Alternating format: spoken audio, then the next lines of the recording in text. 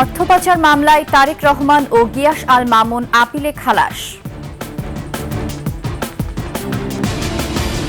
মধ্যরাতে শাহবাগ থানায় তৌহিদি জনতা, নারী শিক্ষার্থী হেনস্থায় গ্রেপ্তার অর্ণবের মুক্তি দাবি।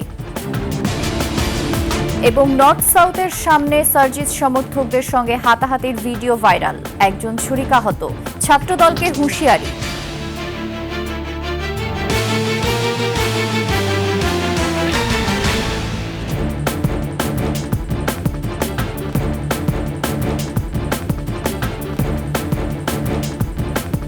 শুনছিলেন সংবাদ শিরোনাম, আমন্ত্রণ ২১ সংবাদে, সাথে আছি আমি ফাতেমা ফারজানা নির্জনা। দর্শক, ২১ টেলিভিশনের সংবাদ একই সাথে সরাসরি দেখতে পাবেন আমাদের ফেসবুক পেজ www.facebook.com/2124 অনলাইনে। এছাড়া সাবস্ক্রাইব করতে পারেন www.youtube.com/@21etv চ্যানেলে।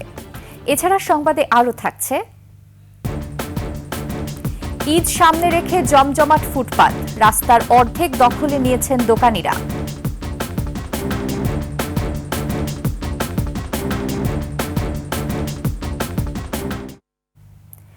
বিএনপির ভারপ্রাপ্ত চেয়ারম্যান তারেক রহমান ও ব্যবসায়ী গিয়াসউদ্দিন মামুনের অর্থ পাচার মামলায় খালাস দিয়েছেন আপিল বিভাগ। বৃহস্পতিবার প্রধান বিচারপতি সৈয়দ রেফাত আহমেদের নেতৃত্বে ৪ সদস্যের আপিল বেঞ্চ এ রায় দেন।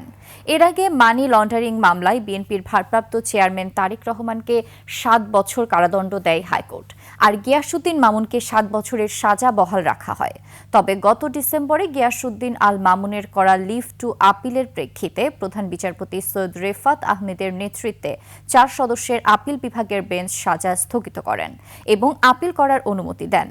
২০০৯ সালে দুর্নীতি দমনের করা মানি লন্ডারিং মামলায় তার বিরুদ্ধে বিএনপি ক্ষমতায় থাকাকালীন সিঙ্গাপুরে অর্থ পাচারের অভিযোগ আনে।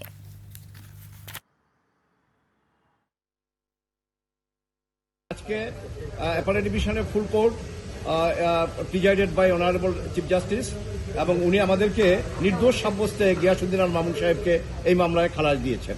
আর তারেক রহমান সাহেব যদিও এই মামলায় আপিল করতে পারেননি, আমরা আমাদের সুপ্রিম কোর্ট এবং ইন্ডিয়ান এবং পাকিস্তান সুপ্রিম কোর্টের বিভিন্ন জাজমেন্ট থেকে আমরা দেখিয়েছি যে যদি মামলা প্রিন্সিপাল অ্যাকিউজডের এগেনস্টে প্রমাণ না হয়, যদি মামলা দেখা যায় যে না এটা ইন্টেনশনালি করা হয়েছে হ্যারাসমেন্ট করার জন্য, হিউমিলিয়েশনের জন্য, এবং এই মামলা সাজা দেওয়ার মতো কোনো কিছু নাই, সেক্ষেত্রে কেউ যদি আপিল নাও করে, কোর্ট ইচ্ছা করলে তাকেও এই খালাসের যে বেনিফিট এটা তাকেও দিতে পারেন।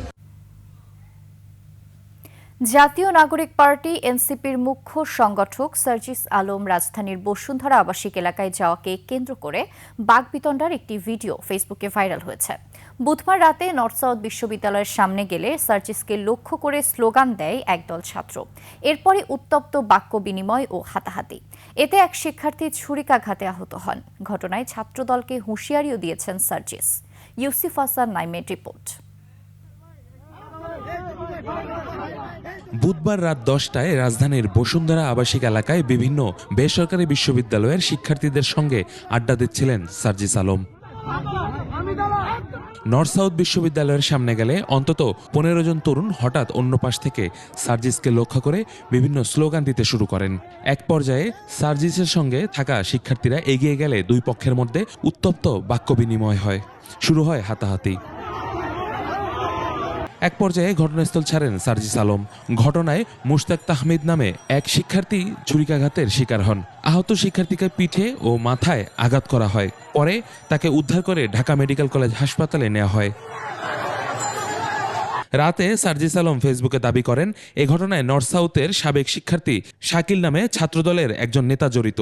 তিনি বলেন উদ্দেশ্য প্রণোদিতভাবে বিব্রতকর পরিস্থিতি তৈরির জন্য এমনটা করা হয়েছে। পোস্টে ছাত্রদলের উদ্দেশ্যে হুঁশিয়ারিও দেন সার্জিস। ইউসুফ হাসান নাইম, ২১ টেলিভিশন।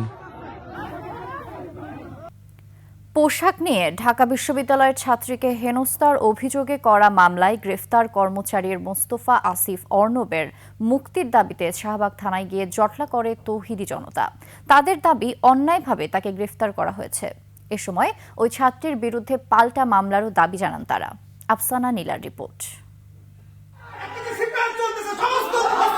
বুধবার মধ্যরাত, উত্তপ্ত শাহবাগ থানা।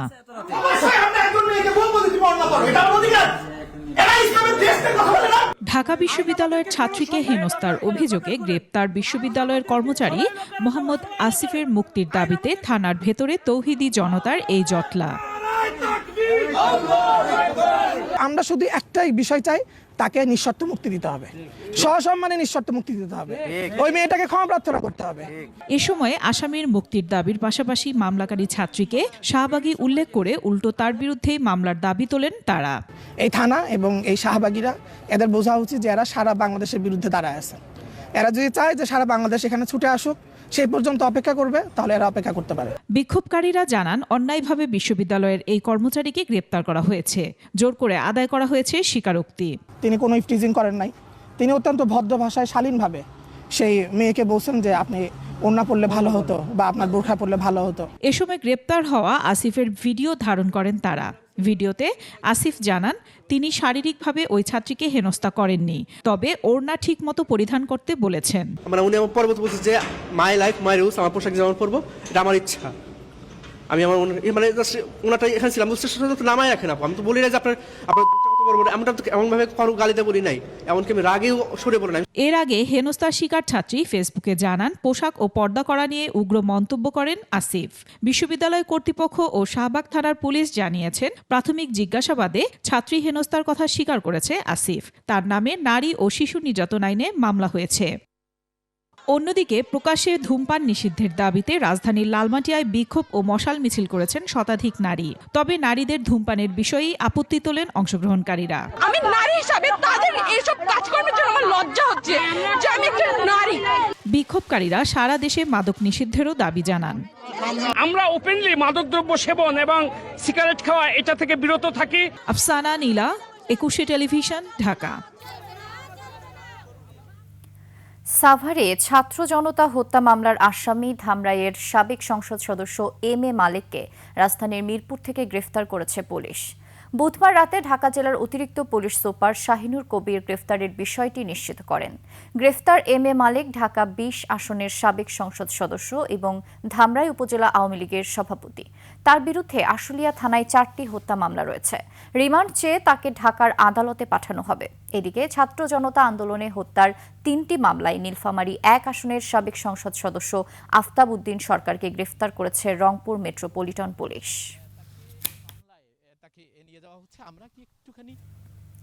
বছর জুড়েই রাজধানীর ফুটপাতগুলো দখল করে চলে হরেক রকম ব্যবসা। ঈদ সামনে রেখে তা যেন আরও জমজমাট হয়ে উঠেছে। ফুটপাত ছাড়িয়ে রাস্তার অর্ধাংশ দখলে নিয়েছেন দোকানিরা। এতে ভোগান্তিতে পড়তে হচ্ছে কর্মজীবী মানুষ ও পথচারীদের। জীবনের ঝুঁকি নিয়ে হাঁটতে হচ্ছে তাদের রাস্তা দিয়েই। সোহেল সামি রিপোর্ট। মতিঝিলের শাপলা চত্বর এলাকায় ফুটপাত নেই আর। হাঁটার সমস্ত জায়গা জুড়ে পসরা সাজিয়ে বসেছে বাহারি বাজার। জামা কাপড়, জুতো, স্যান্ডেল কি নেই এখানে। ফুটপাত জুড়ে তো দোকান আছেই, পাশাপাশি দেখা যাচ্ছে যে রাস্তার প্রায় অর্ধেক জায়গা জুড়ে দোকান দিয়ে বসে গেছে। জুলাই বিপ্লবের আগে এই ফুটপাতে দোকান চালাতে গেলে দিতে হতো চাঁদা, এখন অবশ্য সেটা দিতে হচ্ছে না। মতো এখন আর চাঁদাবাজ তখন নাই, চাঁদাবাজ মুক্ত। আগে তো দিতে হতো, এখন তো দিতে হয় না। 5 তারিখের আগে চাঁদা দিতে হতো। 200, 250, 150 দোকান বুঝা। 5 তারিখের পরে কেউ চাঁদা টাদা চায়ও নাই। ফুটপাত দখল করে এসব দোকান দেওয়ার পক্ষে আছে তাদের নিজস্ব যুক্তিও। ফুটপাত ছাড়া কোনো দেশেই নাই, সব দেশের ভিতরে ফুটপাত আছে। এখন আমাদের দেশে একটু বেশি, কোথাও একটু কম। এখন ফুটপাতে আছে বিদায় অনেক মানুষ কম দামে স্বস্তিতে পণ্য পাচ্ছে। কথা বললেন ক্রেতারাও, জানালেন ফুটপাত থেকে কেনাকাটার কারণ। হ্যাঁ, ভালো নিম্ন আয়ের মানুষের জন্য খুব ভালো। ফুটপাত অবশ্যই নিম্ন আয়ের মানুষের জন্য খুবই উপযোগী একটা বাজার। ভোগান্তিতে পড়ছেন সাধারণ মানুষ, মূল রাস্তা দিয়েই ঝুঁকি নিয়ে চলতে হচ্ছে তাদের। ফুটপাতে দোকান থাকার কারণে হেঁটে আসার জন্য অসুবিধা হচ্ছে, এই জন্য রাস্তা দিয়ে হেঁটে আসতে হচ্ছে, যেটা আসলে আমাদের জন্য ক্ষতি হচ্ছে এক প্রকার। কারণ হচ্ছে দেখা যায় রিক্সা, গাড়ি হঠাৎ করে রাস্তার মধ্যে উঠে যাচ্ছে আমাদের শরীরে। সোহেল সামি, 21 টেলিভিশন, ঢাকা।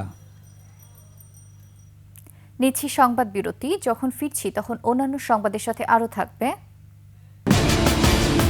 ইফতারের 2 টুকরো কমলার জন্য এতিমখানায় নির্যাতন, দগদগে ক্ষত নিয়ে হাসপাতালের শিক্ষার্থী।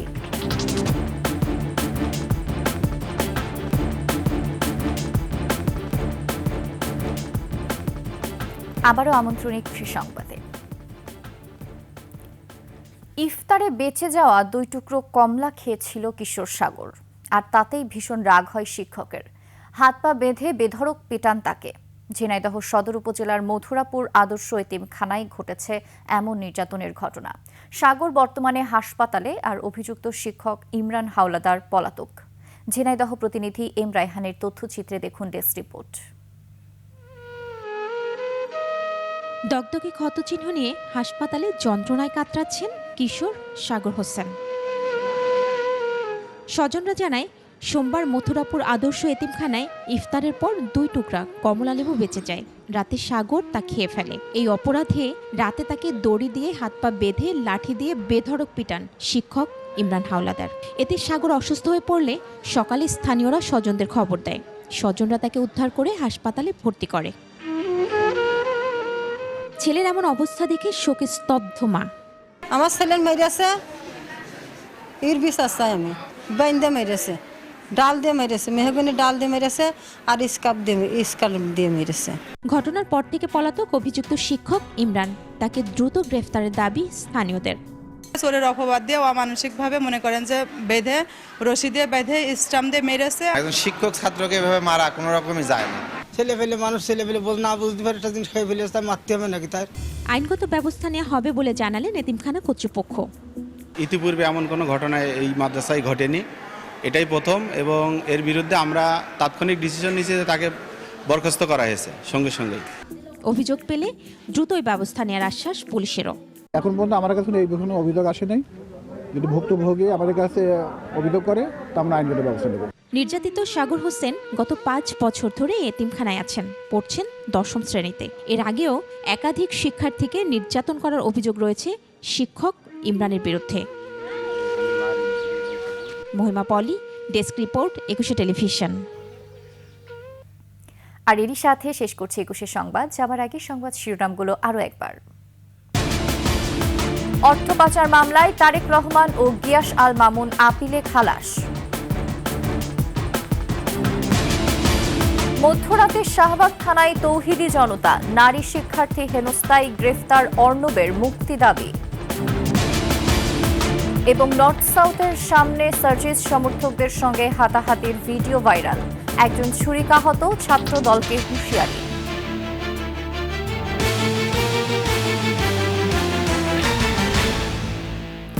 সর্বশেষ সংবাদ জানতে ডায়াল করুন 2021 নাম্বারে, আর ভিজিট করুন 21-tv.com ওয়েবসাইটে। ফেসবুকে ভিজিট করতে পারেন www.facebook.com/2124 অনলাইনে। এছাড়া সাবস্ক্রাইব করতে পারেন www.youtube.com/@21etv চ্যানেলে। এতক্ষণ সঙ্গে থাকার জন্য ধন্যবাদ। পরবর্তী সংবাদ দুপুর 2টায় দেখার আমন্ত্রণ রইল। 21-এর সাথেই থাকুন।